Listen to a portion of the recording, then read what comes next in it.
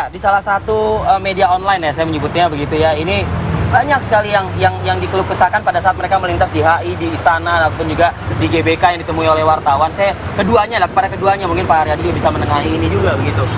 Ya, kalaupun misalnya jatah atau salary yang mereka terima saat ini Pak Hamdani mungkin membangun. Ada pengakuan dari mereka tuh nggak cukup gitu. Habis hanya mungkin untuk biaya pendidikan anak, untuk mereka masih ngekos, rata-rata masih ngekos seperti itu. Lalu juga mereka sudah bisa lah, alhamdulillah punya motor, punya kendaraan, tapi itu juga kredit. Yang lagi-lagi tergerus lagi Pak dari salary itu gitu loh Pak. Nah akhirnya ngeluh nih Pak, si istrinya si pekerja ini. Nggak bisa merawat diri, gimana suami saya mau sayang sama saya kalau misalnya saya nggak bisa merawat diri gitu loh.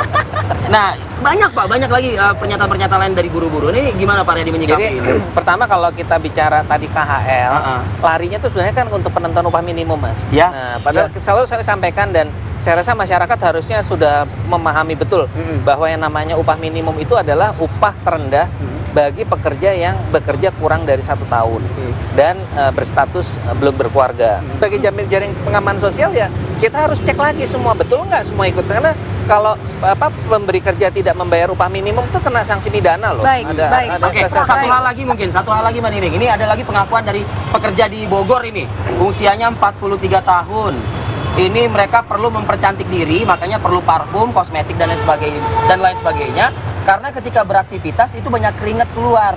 Nah, kalau udah keringat banyak keluar, Mas, komunikasi dengan pimpinan kan jadi nggak enak, gitu loh ibaratnya. Mungkin Pak Haryadi bisa menjawab ini, Pak. Iya, jadi saya pikir gini, Mas.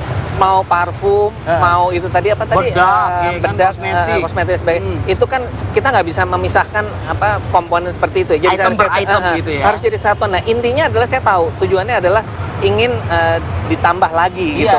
Agar kinerjanya produktif gitu loh, Pak. Nanti yang menjadi bahaya adalah parfumnya level yang harga berapa gitu kan. Makanya nanti jadi bias. Level harganya. Gini, kalau kita bicara upah kan tadi kalau Pak Haryadi bilang jaring pengaman, oke lah. Tapi kan dalam prakteknya tadi Pak Haryadi bilang bahwa itu untuk buruh lajang.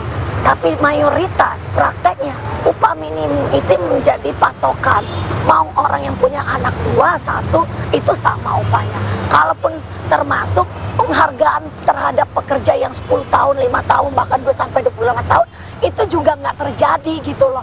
Ini yang sering buruh punya tawaran, pengusaha punya seperti apa kan bisa dibicarakan untuk diselesaikan. Tapi saya tidak sepakat kalau apa yang disampaikan oleh pemerintah bilang bahwa ada didialogkan, tapi dialog ini hanya terbatas di dialog, tapi tidak ada solusi jalan keluar. Itu dia. Ketika sudah pengusaha dan buruh sudah bertemu gitu, Kemenaker juga sudah turun tangan dan disepakati misalnya upah minimum 2,2 dan lainnya 2,4 atau berapa begitu.